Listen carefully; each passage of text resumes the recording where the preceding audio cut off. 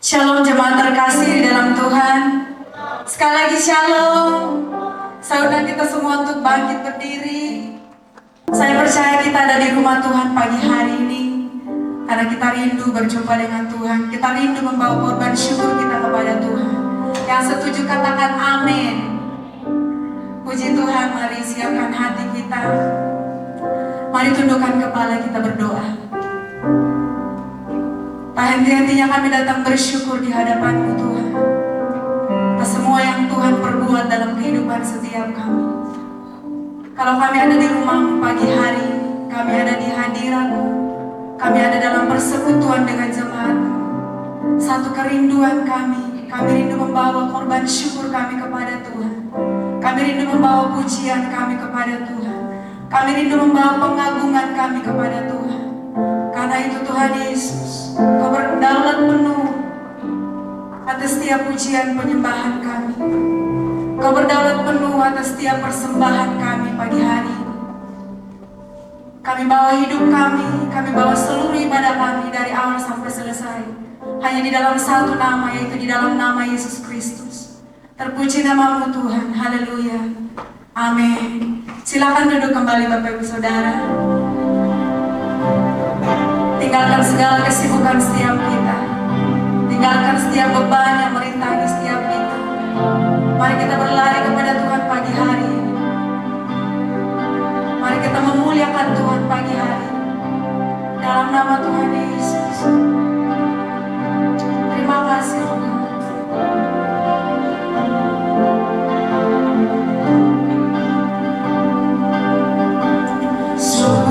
Suci, suci, suci, Tuhan Maha Kuasa. Di Kau kami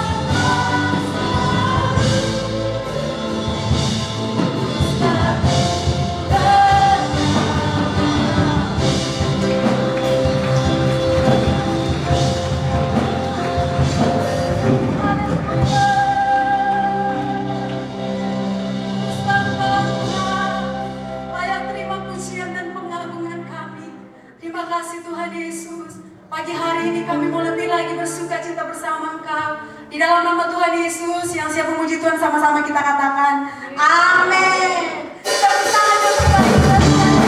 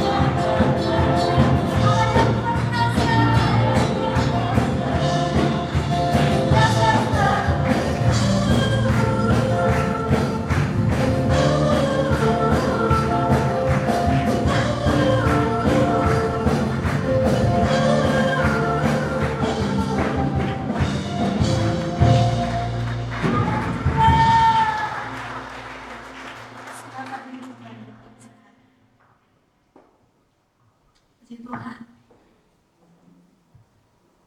Mari kita bersyukur untuk sukacita Tuhan pagi hari. Dan hati kita pun bersukacita menerima pesan-pesan Tuhan pagi hari. Terima kasih Tuhan.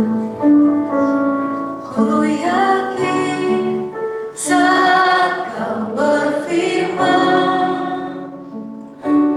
ku menang saat Kau bertindak.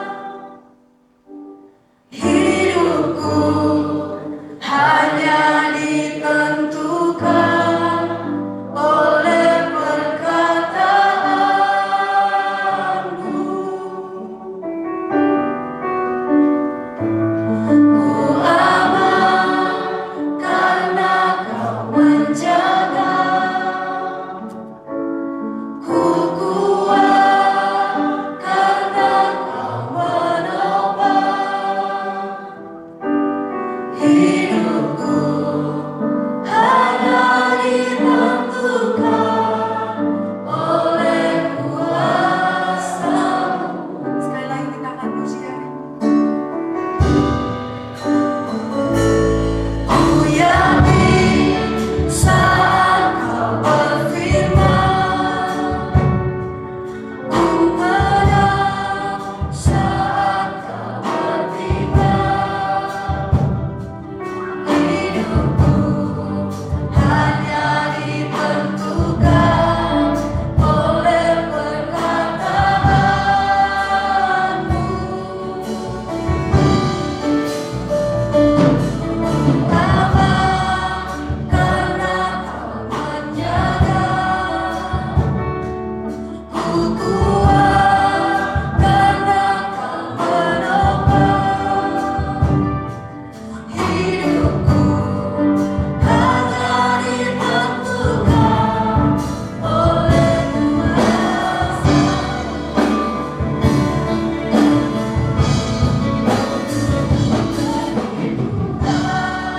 Tak ada yang mustahil bagi Tuhan, tak ada yang tak mungkin.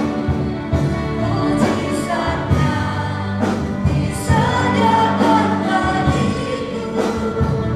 Ku didamkan dan dipulihkan. Bagi Tuhan tak ada yang mustahil. Bagi Tuhan tak ada yang tak mungkin. Mujizatnya disediakan bagiku. Ku didamkan dan dipulihkan. Yang ada di surga, didamkan dan disembuhkan. Yang ada di urapinya, didamkan dan dipulihkan. Dengan tepuk tangan buat Tuhan Yesus. Haleluya. Kami naikkan pujian hanya bagi-Mu Tuhan Yesus, Bapa yang besar, mulia dan perkasa, Allah semesta alam yang kami layani pada pagi ini. Terima kasih buat kehadiran-Mu lewat pujian kami. Dan kami percaya lewat firman-Mu sebentar, iman kami makin dikuatkan, kami makin diteguhkan, dan kami mengerti apa rencana-Mu bagi hidup kami selanjutnya. Urapi hamba-Mu dan urapi kami semua. Kami ikat semua penguasa yang ada di udara, pemerintah, penghulu-penghulu dunia kegelapan, roh-roh jahat yang coba mengganggu menguasai ibadah kami. Kami satukan hati, kami patahkan kuasanya dalam nama Yesus. Kami percaya Roh-Mu mengurapi kami semua. Dalam nama Yesus, haleluya.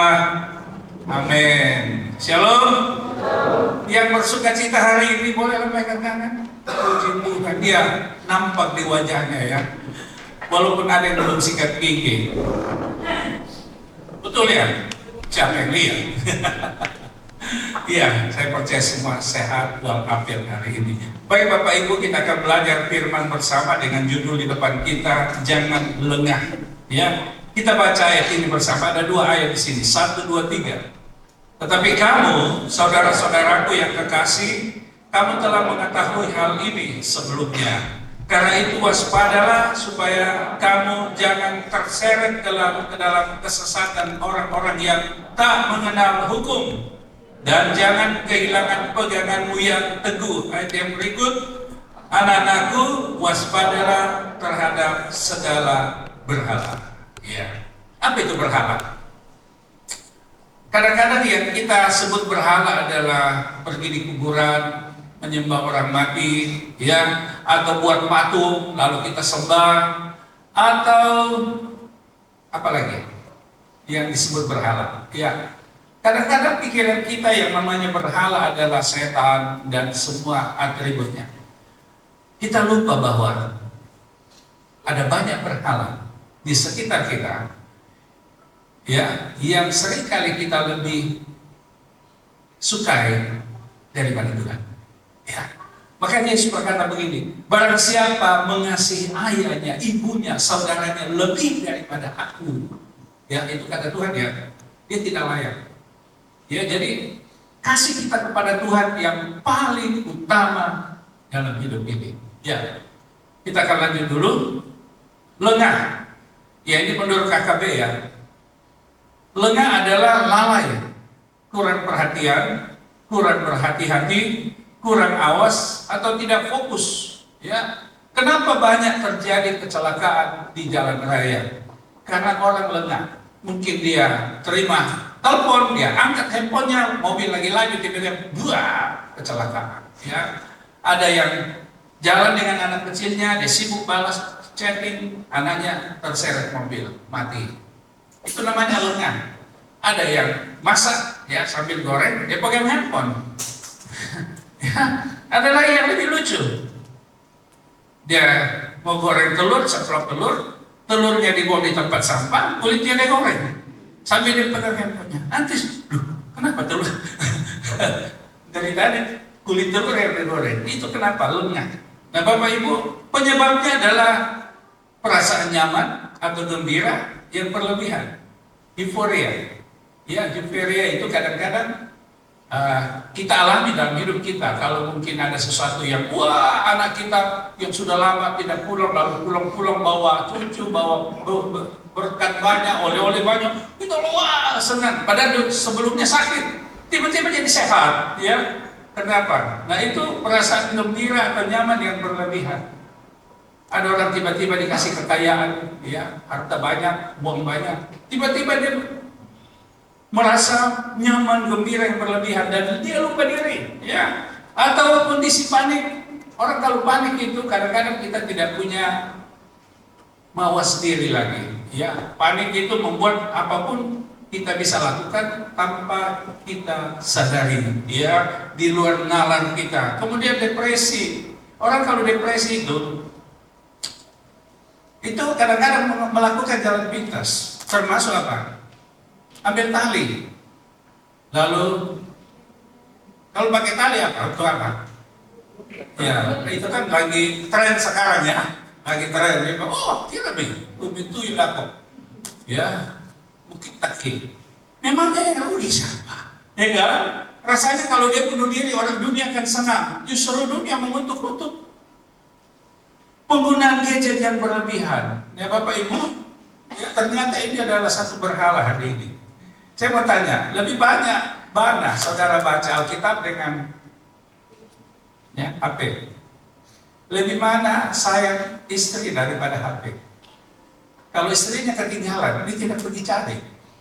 Kalau HP-nya ketinggalan, oh sudah tuh memang bela. Ditanya, kenapa? Kalau istri kan dia sudah tahu jalan pulang. Ada lagi ditanya, kenapa enggak dicari istrinya? Dia kan sudah lunas. Kalau handphone belum, masih cicil. Istri sudah lunas katanya. Ada yang lagi bilang begini, kan sudah tua, saya juga mau ambil. Ya. Jadi itu alasan-alasan. Gadget itu sangat berbahaya dan berlebihan. Oke. Sekarang kita mau melihat beberapa contoh dalam Alkitab tentang orang yang tidak waspada dan lengah. Salomo, dan dengan segala kesuksesannya. Ya, kita tahu bahwa Salomo adalah raja ketiga di Israel, ya. Jadi Saul, Daud, lalu anaknya Salomo. Dan dari semua raja yang pernah ada di Israel, tidak ada yang melebihi Salomo. Karena Alkitab mencatat selama 40 tahun pemerintahannya, setiap tahun dia menerima upeti 666 talenta emas. 666 kali 34 kilo, ya, 1 kilo itu 1 M hari ini, kalilah, ya, 34 M kali 666, ya, kali sendiri, dan begitulah kekayaannya selama 40 tahun, ya. Dan Alkitab berkata, maka Salomo berkuasa ke segala kerajaan, mulai dari sungai Efrat sampai negeri orang Filistin dan sampai ke tabal batas Mesir. Mereka menyampaikan upeti, ya, upeti adalah sebagai tanda takluk. Kalau sekarang mungkin pajak, ya. Dan tetap takluk kepada Salomo seumur hidupnya. Wah, luar biasa, 40 tahun. Dan Allah memberikan kepada Salomo hikmat dan pengertian yang amat besar, serta akal yang luas seperti daratan pasir di tepi laut, sehingga hikmat Salomo melebihi hikmat segala Bani Timur dan melebihi segala hikmat orang Mesir. Luar biasa Salomo ini, ya. Alkitab berkata tidak ada yang menyamainya. Dia lebih bijaksana daripada semua orang, dari semua orang, ya. Baik itu Etan, kita tahu orang-orang bijaksana pada waktu itu adalah Etan, Esrahi, ya, Heman, Kalkol, Darda, ya, anak-anak Mahol. Sebab itu ia mendapat nama di antara segala bangsa sekelilingnya. Hebat sekali Salomo ini, ya. Begitu luar biasa hikmat yang Allah berikan kepadanya. Maka dia menulis dalam Pengkhotbah 1 ayat 16 sampai 18. Aku berkata dalam hati, lihatlah, aku telah memperbesar dan menambah hikmat lebih daripada semua orang yang memerintah atas Yerusalem sebelum aku. Dan hatiku telah memperoleh banyak hikmat dan pengetahuan. Aku telah membulatkan hatiku untuk memahami hikmat dan pengetahuan, kebodohan dan kebebalan. Tetapi aku menyadari bahwa hal ini pun adalah usaha menjaring angin. Karena di dalam banyak hikmat ada banyak susah hati. Dan siapa memperbanyak pengetahuan, memperbanyak kesedihan. Ya, Bapak Ibu semua masih ingat waktu Salomo menghadap Tuhan dan Tuhan tanya, kau mau apa Salomo? Ya, Salomo tidak minta nyawa musuh, Salomo tidak minta kedudukan, kekayaan. Salomo hanya minta satu, hikmat dari Allah untuk menggembalakan umat Israel. Lalu Allah memberikan kepadanya dan firman-Nya, aku memberikan kepadamu hikmat dan tidak ada yang melebihi. Tapi apa yang kau tidak minta, kekayaan, kedudukan, akan berikan juga kepadamu. Saya pikir kalau kita seperti itu berdoa, ya, lalu Tuhan tanya apa yang kau mau, kira-kira saudara minta apa? Ayo coba bayangkan Anda adalah Salomo dan Tuhan tanya hari ini, Pak Markus Pandey, mau apa kau? Tuhan tanya. Banyak sekali listnya, ya. Banyak sekali. Mungkin yang mulai ingat, tetanggaku beli mobil baru, minta mobil Tuhan. Dia ingat lagi, oh, tetanggaku bangun rumah bagus seperti istana, saya minta rumah tuh. Lalu dia lagi, tetangganya baru kawin muda, saya juga. Ya, manusia itu tidak pernah puas. Ya, kapan Anda puas? Kapan Anda merasa cukup? Tidak akan pernah. Ya, rasa cukup manusia itu seperti lautan. Walaupun bertahun-tahun hujan, tidak pernah cukup air di laut. Selalu kurang dan kurang. Itulah kehidupan manusia. Dan itu dialami oleh Salomo. Ya, Salomo mengalami itu. Dia tidak pernah puas. Bahkan dia menulis begini, takut akan Tuhan adalah permulaan pengetahuan, tetapi orang bodoh menghina hikmat dan didikan. Betul sekali, hikmat dan didikan yang Salomo alami dan juga takut akan Allah. Tapi apakah itu cukup? Kita lihat, ternyata lewat semuanya itu menjadi jerat yang sangat mematikan bagi Salomo. Ya, ketenaran dan keinginan daging. 1 Raja-Raja 11, 1:3-7. Adapun Salomo, Raja Salomo mencintai banyak perempuan asing. Inilah akibat kalau terlalu kaya. Kalau terlalu tinggi kedudukan, ya, Akhirnya ditawarilah oleh raja-raja taklukannya, termasuk Raja Mesir, ya, Firaun. Dia kasih putrinya yang paling cantik. Dan saya percaya istri Salomo tidak ada yang jelek. Tidak mungkin dia pilih yang jelek. Pasti yang terbaik. Ya, kayak Sultan Brunei, dia punya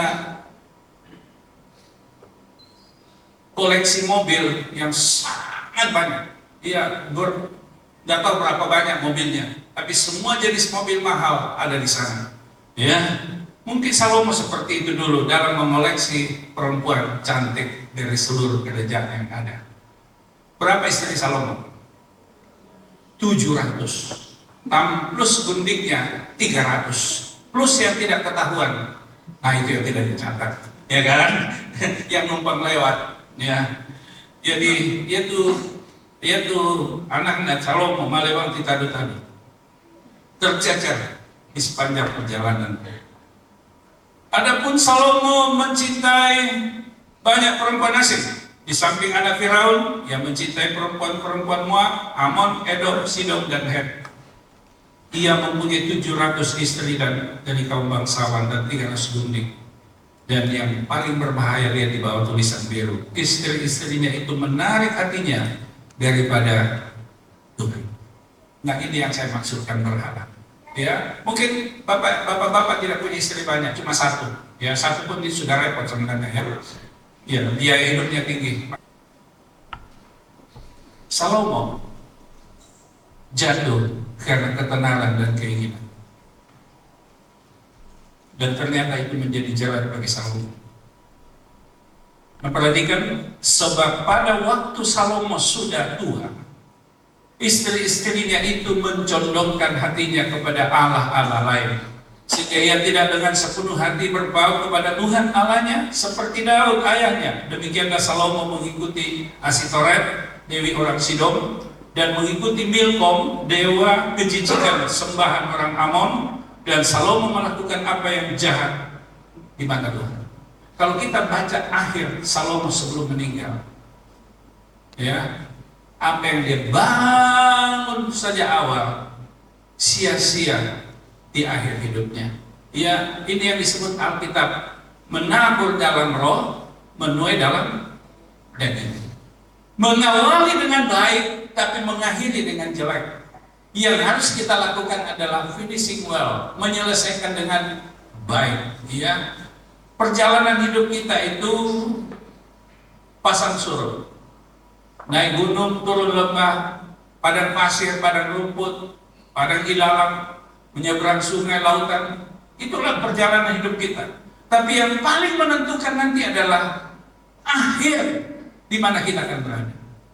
Ya, apakah kita mencapai garis akhir dengan baik bersama dengan Tuhan selama-lamanya, atau kita menyimpang di jalan yang sebenarnya kita tidak mau dan Tuhan juga tidak rencanakan. Ya, Salomo jatuh karena berbagai kekayaan. Yang salah siapa di sini? Bukan kekayaannya yang salah, tapi Salomonya yang salah. Tergoda dengan segala sesuatu. Ya, makanya apa ya? Kalau saya pribadi, ya, prinsip saya adalah kalau saya tidak kuat kaya, Tuhan janganlah kasih kekayaan. Ya, seperti Daud berkata, Tuhan jangan berikan saya kekayaan supaya saya tidak menyangkal Engkau. Itu doa Daud. Memang raja ya pada waktu itu wajarlah kalau punya banyak uang, ya. Tetapi Daud berkata dia tidak minta itu, karena yang dia minta adalah hikmat dari Allah. Berjagalah di pintu bibir mulutku, ya Tuhan, kata Daud. Pada waktu itu Salomo mendirikan bukit pengorbanan bagi Kamos, dewa kejijikan sembahyang orang Moab, di gunung di sebelah timur Yerusalem, dan bagi Molok. Saudara tahu Molok? Dewa Molok itu persembahan untuk Molok bukan babi kayak kita di Toraja, bukan kerbau, tapi anak kecil, anak laki-laki yang terbaik. Itu yang dipersembahkan bagi dewa Molok, ya. Dewa kejijikan sembahan Bani Amon. Salomo lebih mencintai para istrinya lebih daripada Tuhan.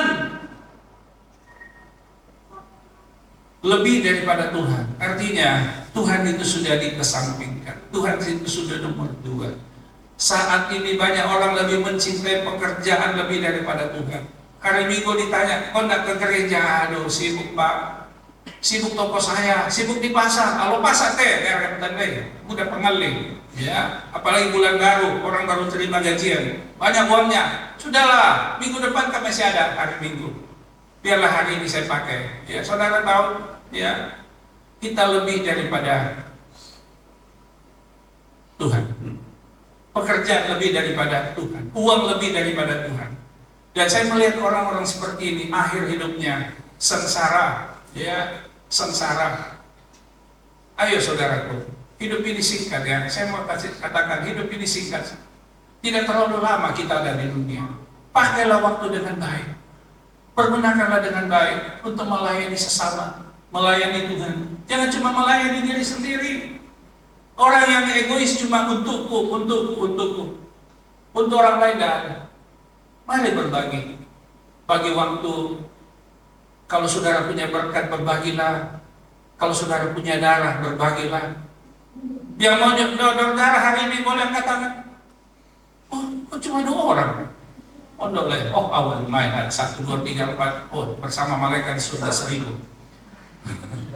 Berbagi. Lah. Pernah enggak saudara? Saya pernah mengalami, jadi saya tahu namanya darah. Kekurangan darah. Ya, waktu anak kami usia 10 tahun, lalu ternyata leukemia, kanker darah, dibawa ke Makassar, dan dia butuh darah waktu itu 3 kantong. Dan ada 1 orang yang sumbang anak muda. Setelah ditanya namanya apa, Sirap Panji, ternyata sepupu saya. Ya, di situ berkenal. Dan saat itu saya sadar darah itu penting.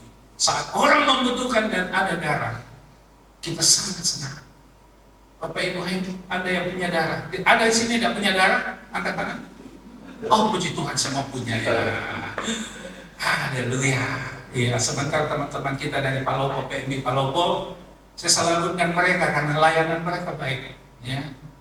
Dan mereka akan datang. Saya sudah bilang jam 8, oh sudah standby di sini. Jangan orang sudah pulang, baru dipanggil lagi datang. Ya, jadi dia dan saudara yang selesai ibadah langsung di ruangan baru dibawa 1, 2, 3, ya kamar. Masuk situ. Puji Tuhan, nanti selesai pulang dikasih makan semua di rumah masing-masing. Amin. Mari kita berkorban buat sesama. Ya. Kalau Anda mengasihi Tuhan, lakukanlah firman-Nya. Kalau kita berkata, ya, kasihilah Tuhan Allahmu dengan segenap hatimu dan bla bla bla. Kasihilah sesamamu dengan, ya, itu hukum terutama dan pertama. Yang kedua, kita lihat bukti setelah Salomo ya.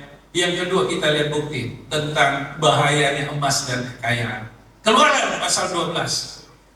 Ketika orang Israel setelah tulah ke-10 menimpa orang Mesir, maka Firaun mengizinkan seluruh orang Israel keluar dari Mesir. Dan orang Israel melakukan juga seperti kata Musa ini waktu mereka keluar. Mereka meminta dari orang Mesir barang-barang emas dan perak serta kain-kain. Ya, 30:1-4. Ketika bangsa itu melihat bahwa Musa mengundur-undurkan turun dari Gunung Sinai, yaitu Gunung Sinai itu, maka berkumpullah mereka mengerumuni Harun dan berkata kepadanya, mari buatlah untuk kami Allah yang akan berjalan di depan kami, sebab Musa ini orang yang telah memimpin kami keluar dari tanah Mesir, kami tidak tahu apa yang telah terjadi dengan dia. Jadi waktu mereka ada di pelataran di kaki Gunung Sinai, ya, kalau hari ini disebut tuh seperti satu lembah di kaki Gunung Sinai sekarang itu, di sana ada ada biara yang dijaga oleh beberapa imam Kristen, dan disitulah biasanya kita berhenti kalau sebelum naik Gunung Sinai. Nah, lalu apa yang terjadi? Lalu berkatalah Harun kepada mereka, tanggalkanlah anting-anting emas yang ada pada telinga anakmu laki-laki dan perempuan. Ya, anting-anting emas. Waktu mereka keluar dari tanah Mesir, orang Mesir kasih mereka anting-anting emas. Anting-anting emas itu dipakai oleh orang-orang Mesir dan orang-orang suku Ismail. Ya, jadi kalau ada di sini yang pakai anting-anting, berarti dia orang Ismail atau orang Mesir. Coba lihat di sampingnya. Maksudnya yang laki-laki bahkan ada yang taruh di hidungnya begini. Ya, ada yang taruh di sini, ya macam-macam. Ada di kakinya, tinggal ditaruh tali dan pus. Ya. Mereka minta, dan hari itu karena Musa lama tidak turun dari gunung, maka mereka berkata, buatkan kami lembu emas. Dan itulah gambarnya lembu emas yang dibuat oleh Harun untuk mereka, dan di sanalah mereka menyembah. Ya, saudaraku, emas kembali menjadi jerat bagi orang Israel. Mereka tidak mungkin punya emas waktu di Mesir karena mereka adalah budak, tidak mungkin. Mereka tidak digaji, mereka kerja dari pagi sampai malam, ya, dan mereka pasti tidak punya emas. Tapi waktu mereka keluar, mereka meminta, dan semua orang Mesir memberi dengan sukarela karena Tuhan yang menggerakkan. Tapi ternyata jadi berat, jadi jerat bagi mereka. Ya, seringkali emas itu menjadi jerat bagi kita. Kita lebih sayang emas lebih daripada Tuhan. Ya. Padahal emas itu, hari-hari ini jangan coba-coba pakai emas. Teman anak saya di Jakarta, dia mau ke kantor karena dia ada keperluan di Indomaret, dia turunlah, dia parkir mobilnya, dia menyeberang. Ya, di tangannya ada kalung emas besar. Begitu dia lewat, tiba-tiba datang jamret, ya, sak, dia terpelanting, ya, untung nggak apa-apa, emasnya hilang. Saya bilang, ngapain pakai emas apalagi di Jakarta hari ini? Berbahaya. Ya, lebih aman bawa emas Jawa, nggak ada yang akan ambil. Ya. Emas itu berbahaya, menjadi jerat sehingga mereka menyembah berhala.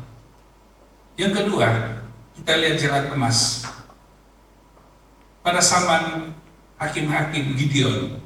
Selanjutnya kata Gideon, ini setelah mereka menang, ya, mengalahkan orang apa itu, Amalek dan seterusnya, ya.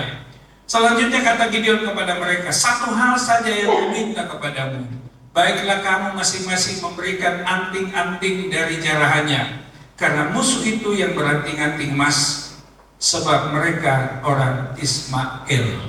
Ya, jadi orang Ismail pakai anting emas. Jawab mereka, kami mau memberikannya dengan suka hati. Dan setelah dihamparkan selai kain, maka masing-masing melemparkan anting-anting dari jalannya ke atas kain itu. Ya, adapun berat anting-anting emas yang diminta itu ada 1.700 shikal emas. Belum terhitung bulan-bulanan, perhiasan telinga dan pakaian kain ungu muda yang dipakai oleh raja-raja Midian. Dan belum terhitung kalung rata yang ada pada leher unta mereka. Kemudian Gideon membuat efod dari semuanya itu dan menempatkannya di kotanya di Ofra. Di sanalah orang Israel berlaku serong dengan menyembah efod. Perhatikan Bapak Ibu, akibat anting-anting yang diminta Gideon, Gideon tidak sadar bahwa dia sedang menjerat bangsanya sendiri. Dan anting-anting itu dibuat baju efod. Baju efod adalah baju yang dipakai para imam, ya, dan ditaruh di Ofra, di kotanya. Dan ternyata setelah Gideon mati, orang Israel menyembah baju itu. Ya, Bapak Ibu, kita tahu pada zaman itu orang Israel mudah sekali beralih. Walaupun kemarin Tuhan telah tolong, tapi hari itu ketika suasana damai, tiba-tiba mereka bisa berubah setia dengan menyembah apa saja yang mereka anggap sebagai Tuhan. Dan hari ini pun seperti itu. Waspada Bapak Ibu. Dunia dan segala kemegahannya hari ini itu menjadi cerah bagi kita. Ya, bisa kita terjerat dengan tontonan-tontonan di televisi. Belum lagi hal-hal lain, ya, yang sangat menggiurkan. Kalau kita tidak waspada, itu menjadi baju-baju efod yang bisa kita sembah lebih daripada Tuhan. Ya.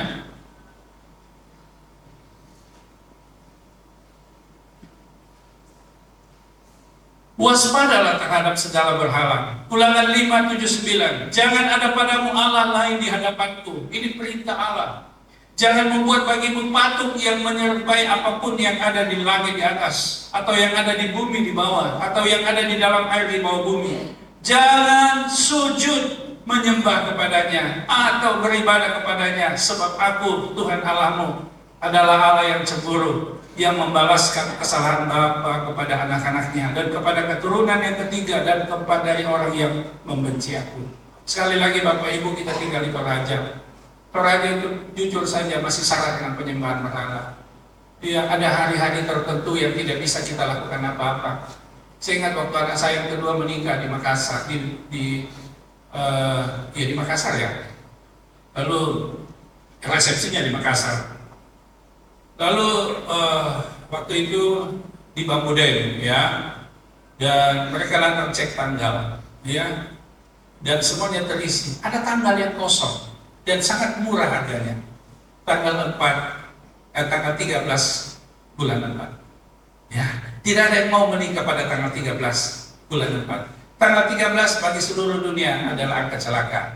Bagi orang Chinese tanggal 4 ya adalah kematian. Ya, Bapak Ibu kalau pergi naik ke hotel, naik lift, tidak ada itu lantai 4, tidak ada lantai 13. Tidak ada lantai 24, tidak ada lantai 34. Ya, itu tidak ada. Semua pasti tidak ada. Ya, di lift manapun. Entah kenapa orang percaya itu. Tapi itu adalah fakta. Dan mereka pun menikah pada tanggal 13 bulan 4. Aman-aman saja sampai hari ini. Yang bagi orang dunia adalah kecelakaan. Nah, ini adalah salah satu berhala yang kita mesti waspadai. Kita di Toraja ada hari-hari tertentu yang tidak bisa kita pergi belanja untuk bahan bangunan. Ya, ada yang bilang hari Selasa, wah, sila Selasa pun dikandek ya, hari Selasa bangun rumah. Ya, Selasa artinya cukup saja. Ya, tidak lebih tidak kurang. Padahal kita berkata, berikanlah kepada kami makanan kami yang tidak ada berlebihan di situ. Nah, banyak sekali berhala. Saya masih ingat kalau ada orang pergi dibawa ke kuburan, itu ada tertentu, tidak boleh kepalanya dulu kah atau kakinya dulu kah, ya macam-macam aturannya, ya tidak boleh ini dan boleh, terlalu banyak aturan-aturan. Ya, potong kerbau juga tidak boleh begini dan begitu, ya semua ada aturannya dan semuanya pada akhirnya hanya sebuah berhala. Ya. Alkitab bilang semua hari-harinya Tuhan, katakan amin. Semua tanggal-tanggalnya Tuhan. Tidak ada. Cuma iblis yang menyimpangkan, ya, menyimpangkan seperti Salomo ya. Disimpangkan hatinya kepada istri-istrinya. Sebenarnya Tuhan tidak menghendaki itu, tapi karena iblis menyimpangkan hati kita dan kita mau menjadikannya sesuatu yang kita percaya lebih daripada Tuhan.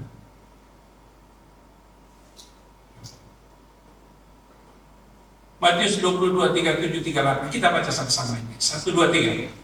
Jawab Yesus kepadanya, kasihilah Tuhan Allahmu dengan segenap hatimu dan dengan segenap jiwamu dan dengan segenap akal budimu.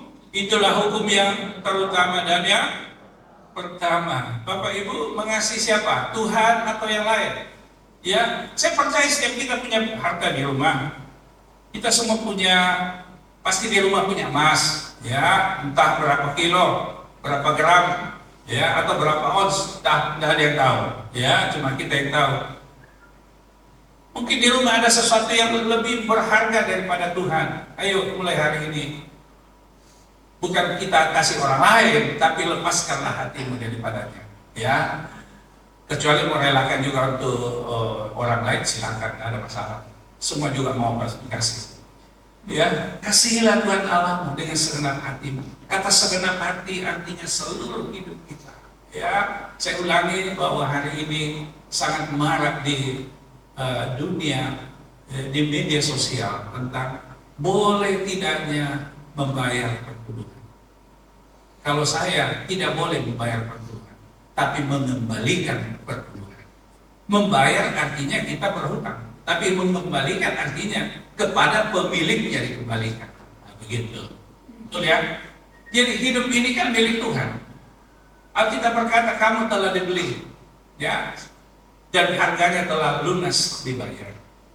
Kamu telah dibeli, artinya tubuh kita bukan milik kita. Bilang ke sampingmu, kamu bukan milikmu lagi. Ya, kita adalah milik Tuhan.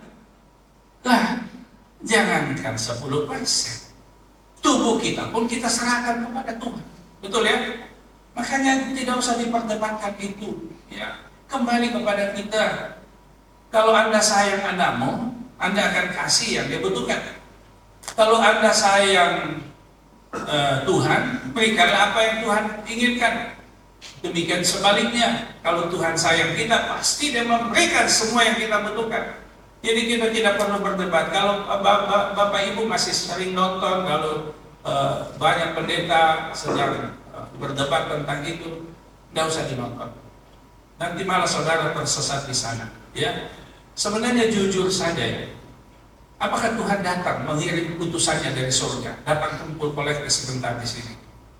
Ya, ada mobil khusus dikawal polisi, kumpul kolektif di Betani Makale, ya, bawa ke surga. Ya, tapi Tuhan pakai itu untuk pelayanan di sebuah gereja. Amin. Ya, untuk menghidupi para pekerja, untuk bayar listrik dan semua peralatan. Ya kan? Untuk membeli drum ini, drum baru. Mungkin Bapak Ibu tidak tahu drum baru, ya. AC saya pasang beberapa waktu yang lalu, itu tidak ada yang tahu. Nggak dari mana uangnya? Nggak pernah kan diumumkan. Bapak-bapak, AC kita rusak, ayo sumbang. Ya, bikin bazar. Ya, jadi Tuhan telah memberikan yang terbaik bagi saudara dan saya. Apa yang Tuhan berikan kepada kita? Putranya, Yesus Kristus. Amin. Dia memberikan anaknya yang tunggal untuk saudara. Dia mati di kayu salib bagi saudara dan saya. Ya, kemarin ada teman saya WA, Pak Pendeta, kapan lagi kita ke Israel? Saya bilang, memang kamu mau berangkat? Iya, saya dengan anak-anak kami 7. Ya, saya mau daftar. Lalu saya bilang, ya mesti liburan dong. Dia bilang, iya, liburan kapan? Saya bilang kayaknya Desember. Ya, di atas tanggal 19 sudah libur. Oke, siap. Kami 7. Dia balas lagi, oh ternyata kami 10. Oh, puji Tuhan. Ya, jadi teman saya ini sudah sering jalan sama saya, dia sudah percaya kepada saya, pasti dapat hotel yang bagus, pasti bla bla bla. Ya, jadi sudah tidak canggung. Saya bilang, oke, Desember kita Natal di Bethlehem.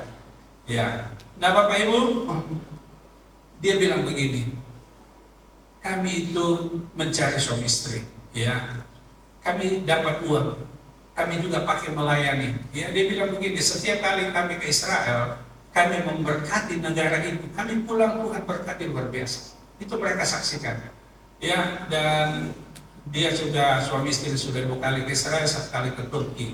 Dan mereka mau pergi lagi bawa anak-anaknya dan keluarganya. Dia bilang kami sudah buktikan, setiap kami datang memberkati bangsa ini, kami pulang diberkati luar biasa. Iman kami semakin kuat. Ya, nah saudaraku, Tuhan telah mati bagi kita. Apa yang kita persembahkan buat Tuhan? Hidup kita selama kita masih ada. Amin. Ya, jangan pelit dengan Tuhan. Kalau Tuhan kasih kita tenaga untuk melayani, layanilah. Anda bisa main musik, Anda bisa nyanyi, daftar segera. Pak, saya mau ikut melayani di sini. Puji Tuhan, di audisi dulu tentu ya, jangan suaranya dari utara ke selatan, nggak tahu nadanya falsnya bagaimana, tapi mau tampilkan tidak enak juga didengar, ya kan? Merusak suasana ilahi. Tapi Anda punya bakat doa.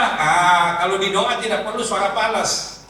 Anda bisa doa. Ya, banyak layanan kita bisa lakukan sebagai tanda kasih kita kepada Allah. Kasihilah Tuhan Allahmu dengan segenap hatimu, segenap jiwamu, dan segenap akal budimu. Akal budi adalah kemampuan Allah yang diberikan kepada kita. Itulah hukum yang terutama dan yang pertama. Ketahui Yesus telah mati bagi kita. Kita naikkan pujian ini. Dia Yesus telah mati bagiku. Ya Tuhan, selamatkan jiwa Tuhan.